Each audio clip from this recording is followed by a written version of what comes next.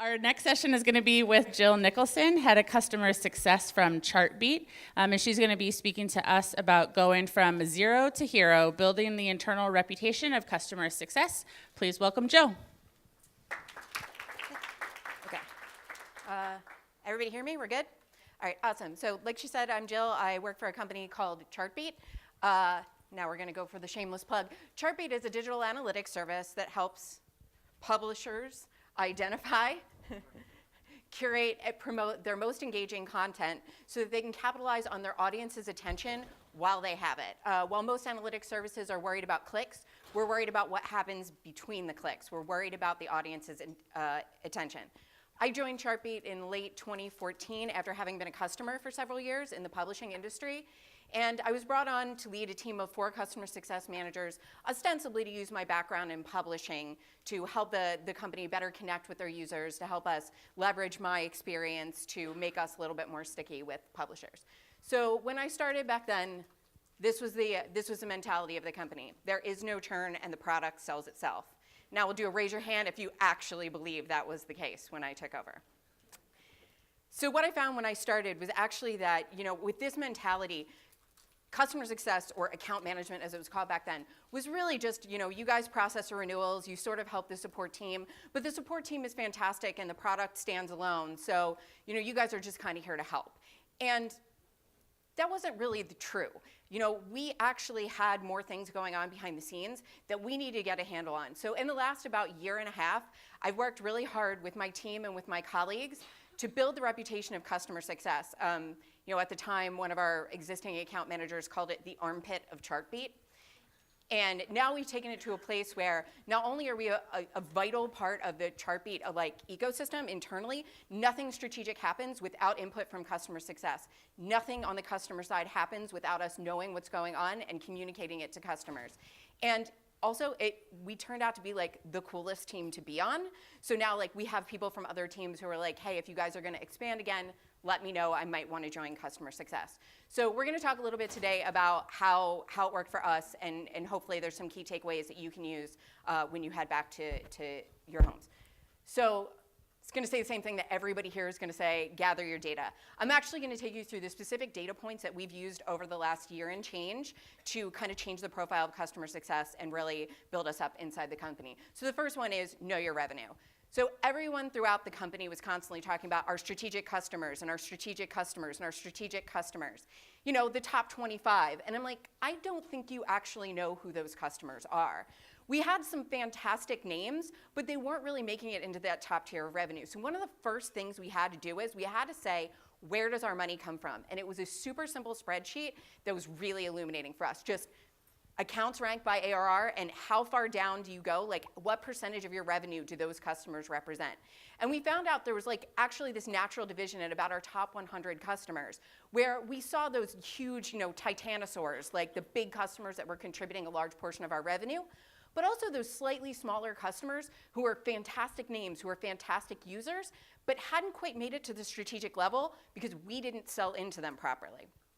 So one of the things that we also realized was, we had a lot of add-on products, we had a lot of upgrading that you could do, and it was handled by the account executives at the time. So, we know somebody's ready for an upsell, you hand it off to somebody else who then sells hard into your account and hands it back for you to finish the adoption and implementation. And it was just a really bad customer experience. There was no main point of contact, a lot of the messaging was getting lost, so we said, if we're really going to make a go of this, we want all selling into existing customers. Once they have a Chartbeat publishing contract, they're ours. You want them, you have to go through us. So part of kind of expanding the reach of the team and cementing our place as a really important part of Chartbeat was taking on that revenue potential, not just the retention side, but the expansion side. So one of the first things we had to do was, how much revenue growth potential did we actually have in our existing customer base? And it was a really fantastic exercise where we basically said, what if we started from scratch and sold all the add-on products to all of our customers at average sale price? So we started with this huge number. And then we whittled it down by what did we already sold? What was already closed lost? And then we kicked this massive spreadsheet to the customer success managers, because they're the people who actually know the customers and know what's right for them. And they actually evaluated who was a bad fit, who was already in their pipeline, and who was likely, but we really had to do more evaluation. And we ended up with this idea of like what our actual sales potential was. Multiply that by the close rate we had historically seen on our upsell opportunities, and we actually came out with what I think is a feasible number for what the team can generate in revenue from existing customers. And it really it got the attention of the executive team, and it got the attention of the board. By taking a consultative approach to selling, we could really do this. We also realized, though, at the time, with 4 account managers and over 600 premium publishing customers, we needed to grow the team. So we put together, a lot of these data points that was, here's how the team breaks down now. Here's how many customers they manage. Here's how much revenue they are responsible for. And here's what we want to do. And the answer to what I wanted to do was actually double the size of the team. So we went from, you guys sort of take care of contracts to, wait a minute, we're going to invest in your team and in what you do because we believe that by investing in you, we're investing in the business. The other data point that I used was churn. So there was no churn, right? So this one should have been easy. Well, that was obviously crap. What we really needed to figure out was who was churning, why were they churning, and get a handle on it. So, whenever a customer churns, the more information you get, the more beneficial it is to you because you can identify the underlying causes that are having customers leave you. So we looked at, when we look at the revenue distribution across our customers, we said, what tier is churning? Are we seeing a lot at the top? No, we were actually seeing a lot at the bottom. And when we broke down churn, we didn't just say what was the reason. We asked a lot more questions of our churn data. How old was the account? Who managed it? And who originally sold it? And what we actually found was, a year before that, we had done a big sales push to get a lot of these smaller customers using our platform. And they all signed up for a year. They believed in the dream to commit a year of revenue to us. But to be honest, they just didn't have enough traffic to leverage our premium product. And at the end of the first year, they said, thanks, but no thanks. So it was really a sales messaging problem. We had to be more focused on who we went after and what we promised them. Are we setting realistic expectations?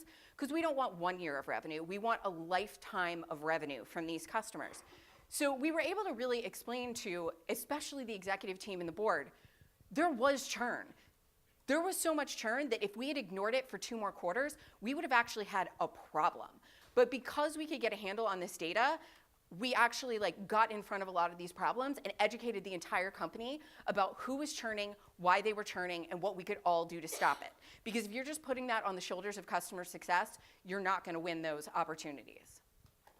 And then the last one, and I'll say, these data points were the result of kind of a year of experimentation, digging in, logging millions of things in Salesforce. And this one honestly was the hardest one, quantifying the support needs across our customers. Because most of what we were doing lives in email, and email is a black box. Even though we took on upsell, we didn't want to lose the focus on retention and on adoption and on building loyalty amongst our customers. So we worked really hard with also the support team to start quantifying how much time are we spending in just straight up support of our customers? What are those needs they're having? Are there underlying product problems that we're actually masking because we're being so responsive in email? Also, how much time are we just spending digging out of our inboxes? It's no way to live if the only thing you do is you plug away at email, you go to a meeting and you come back and they're 60 more unread emails that you now have to address. So I think one of the best things that we did was, really digging into those support needs and really figuring out, how can we walk that line between expansion and retention and adoption and all the other functions that we were taking over as a team. So here's the most important thing that we did.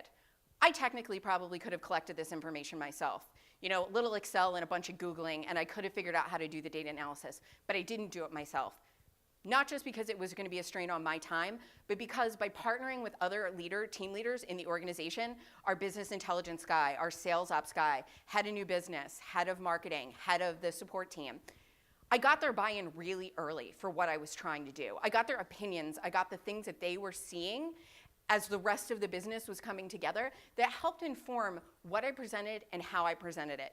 One of the best things we learned is if I make a point, they can argue with me, but if I say Kevin, Leo, and I think that this is the right way to go about analyzing this data, we think that we have a strong conclusion here, they really can't argue with us. When we band together as kind of the mid-level managers, our voices are amplified. And by working with these people, honestly, I mean, I learned so much about what they all do, and we built some strong relationships between the teams.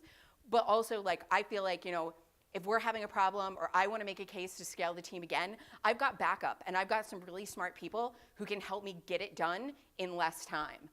I'll tell you, making the case to double the size of the team, had this entire deck put together, was ready to state my case, had all my data points, and my COO stops me in 15 minutes, and he's just like, okay, like, let's talk about how you're going to hire those people. And I was like shocked. And he told me later, if I had asked for twice as many people, they probably would have said yes. So I waited 6 months and asked for more people, which we're trying to hire for now. So the next step is, like, so you've got all this data, and the thing is, it's not about one data set, it's about how all these data sets come together.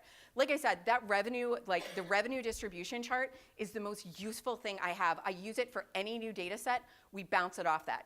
We tiered out our customers into four tiers. You know, we ended up with a handful of strategic accounts that represented a lot of our revenue.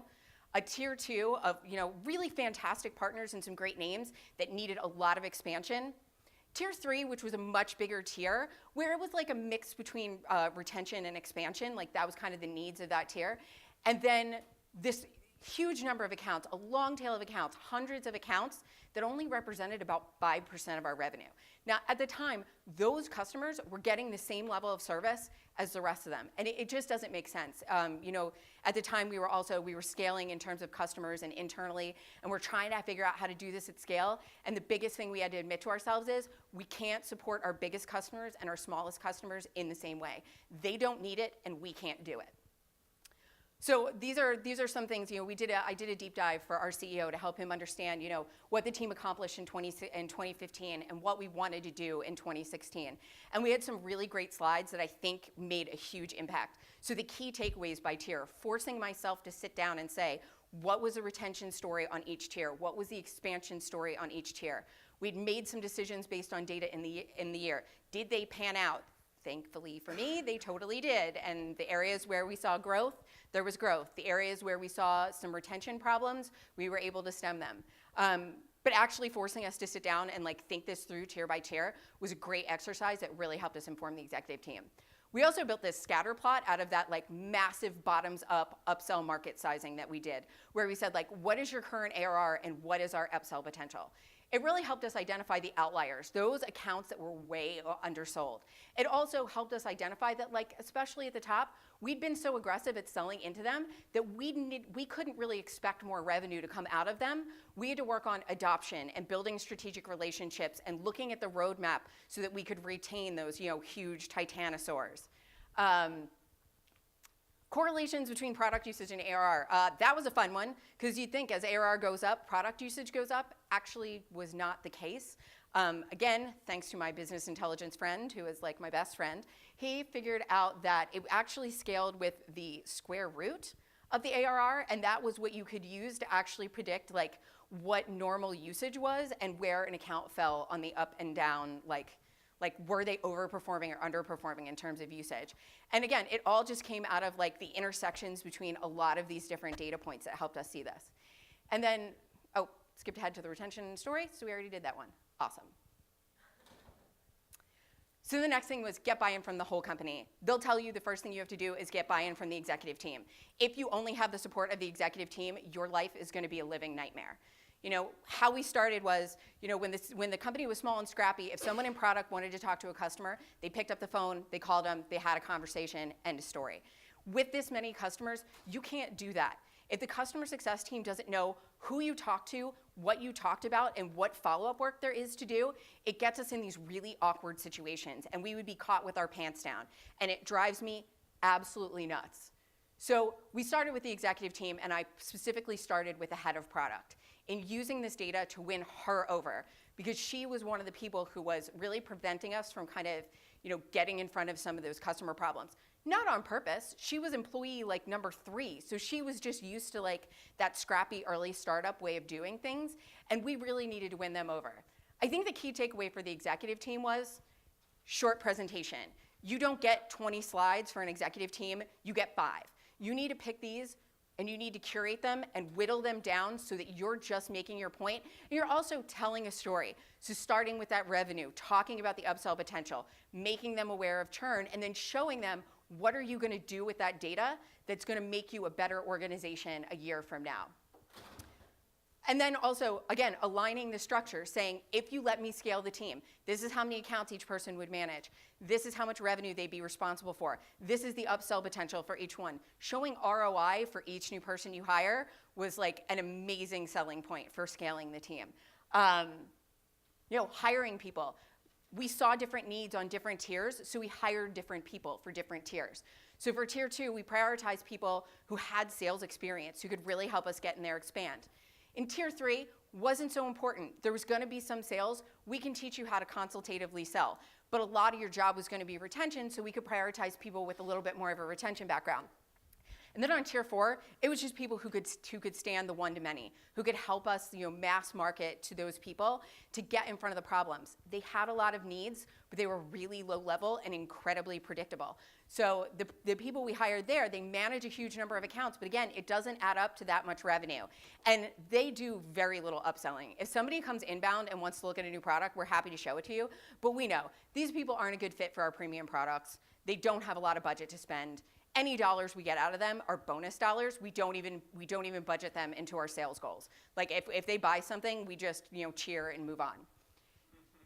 And then the last thing, and this was a really big deal for me, was getting the whole company involved. At any Chartbeat social event, you will often find me in the corner with a glass of wine, 2 data scientists, and an engineer, talking about our customers, talking about the problems that we're having as a customer success team, talking about the successes we've had on the team, the hard saves, the crazy requests that we get that we have to talk somebody out of. And it's really fascinating how hungry they actually were to hear, how does our product behave in the wild? Because they're just in the office. Like, they see it as like a static product, and they don't understand. Like, you have no idea what happens to that once it walks out the door. And it really built a much stronger relationship between my team and the rest of the teams. Also set up cross-functional lunches. If you go to lunch and it's an even mix of sales and customer success and engineering and product, you can expense it on the company. So they sit around at lunch. I'm sure they don't just talk about Chartbeat. I'm sure they're talking about like books and basketball and all the other things that they're geeking out about. But they started to build those relationships and share that data. And once people kind of understood like what are the challenges of customer success, they were really eager to help us. So this is kind of where we are now. We're trying to keep this momentum going. So first off, you're going to ask me, why the hell is there a giant life buoy on there, and why does it say Chartbeat? That is actually not Photoshop. That is a real thing. Every week at the company meeting, we give out the save of the week. It's not about what you sold. It's not about the dollars that you bring in. We don't just talk about churn. We talk about our successes. The customer that asked for a 6-month contract and you talked them into a year. The customer that asked for a downgrade and you sold them 2 new products. Those saves and those wins often go under the radar. And if we're not celebrating them, people are not understanding the power of customer success. I'll tell you, I'm the world's biggest cheerleader for my team. Every 6 months, we take a customer survey, and my team always has a perfect score for the answer to the question of, I know what my role in Chartbeat is, and I know how my team contributes to the success of the business. Everyone in that company knows who we are, they know what we do, and they know how they can help us. And it's a constant reminder. You have to make sure that people are aware of your team. If you're not advocating for them, then you're going to end up being an armpit like we started out. Show results. Like, again, every couple of weeks at Pulse Check, our company-wide meeting, we'll get up and we'll talk about those saves. We'll talk about the retention numbers. We'll do a wrap-up at the end of the quarter so you know you didn't invest in us for no reason. You know why, and you know what we can do for you. And then the last thing is, like, take somebody from product along with you, introduce them to a customer, help them out if they're trying to do product research, do the follow-up work. By engaging them with the customer as well, it just really, we don't have to explain to them why they need to talk to customer success before they talk to a customer. They already know what we can do for them and how we can make their lives better. So the result is we've built a really fantastic team. I swear to God we have ladies. We just weren't at the Christmas party when this photo was taken. Actually, we're the only gender-balanced team in all of Chartbeat. We're half male and half female. We built a team with a clear objective, with a clear mission that has clear goals. And the other thing we have to remember is, what we do is a difficult job. Dealing with customers, dealing with the problems. Every problem in your organization eventually becomes a problem of your customer success team. If they're not happy, your customers won't be happy. So once a quarter, we go out for drinks. We sit around and we talk. You vent a little about the customers. You talk about some of the cool things. And it's really built this culture that we are a fun team to be around. We're an incredibly close team. We take excellent care of each other. And to be honest, when things hit the fan, we will all rally around each other to get done what has to get done. So, we've seen a whole lot of success. We're hiring even more people, and there's nothing I am more proud of than the team that we've built and the way that we are now viewed within the customer organization.